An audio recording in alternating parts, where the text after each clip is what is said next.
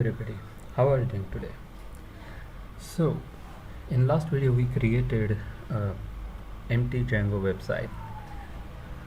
To run the Django website, what we need to do is run the command by manage.py run server. So our server is now running. If I run my website, we are seeing the default Django page, right? Good. Now every website has the admin, and we also need the admin to manage the website, to access the models that we are going to create. We saw which models we will be creating, but before we create it, we have to create our admin. Now to create the admin, we need the admin user, and we need to create the admin user. And first, we need to migrate some tables.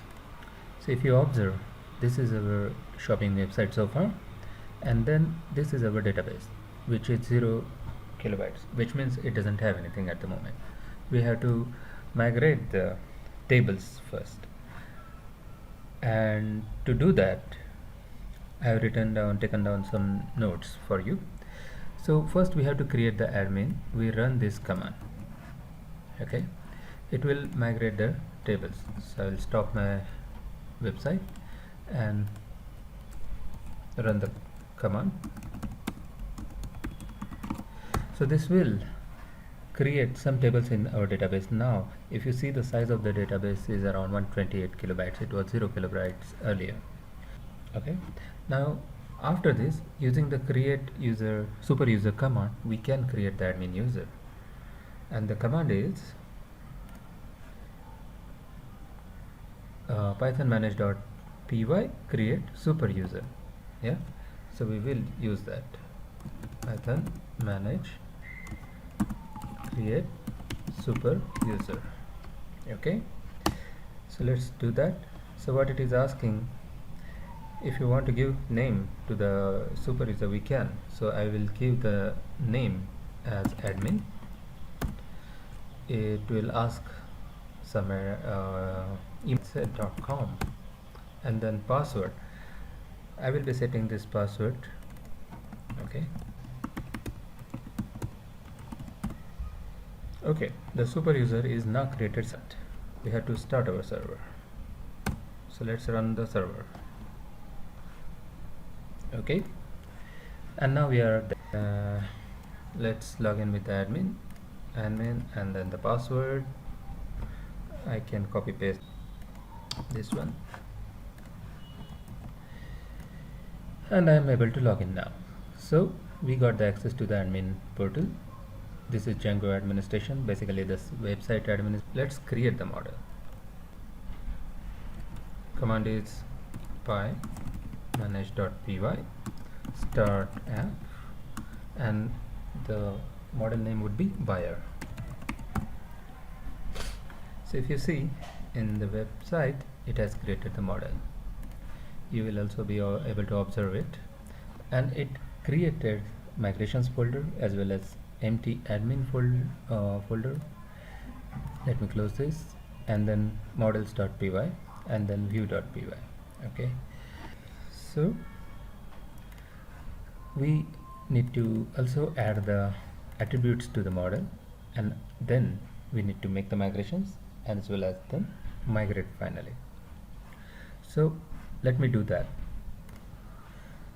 So I have written down some code in the models.py. I don't want to spend time in typing, so I already wrote it down, but I will go through it line by line. So what we are doing is we are creating a buyer class in the models.py, and then we have added the 3 attributes that we want to define in our model.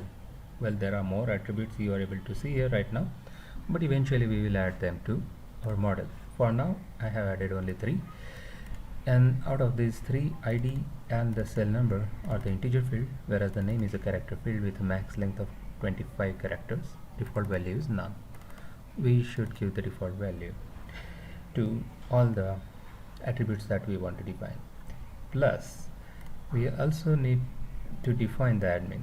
So for buyer, we need to define the buyer admin, and then we we want to mention which attributes that we want to display in our admin. So these are the same attributes that we have defined here in the models.py.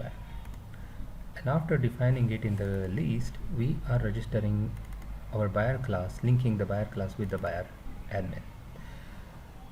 There is one more step which I need to do, is go to the settings.py and then add in the installed apps the class that or model that we had defined. Here the model name is buyer, so I have written it here. Okay, so far so good. Now we need to stop our website, clear the stuff, and we have to first make the migrations. Command is simple: python manage.py make migrations.